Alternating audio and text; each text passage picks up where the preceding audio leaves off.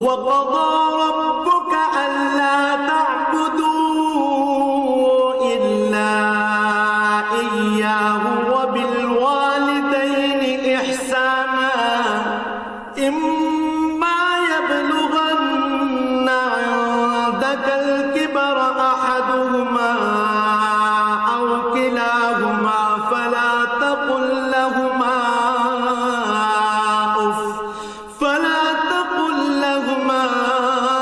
أف ولا تنهرهما وقل لهما قولا كريما। তোমার মালিক আদেশ করছেন, তোমরা তাকে বাদ দিয়ে অন্য কারো ইবাদত করো না এবং তোমরা তোমাদের পিতামাতার সাথে সৎ ব্যবহার করো। তাদের একজন কিংবা উভয়ই যদি তোমার জীবদ্দশায় বার্ধক্যে উপনীত হয় তাহলে তাদের সাথে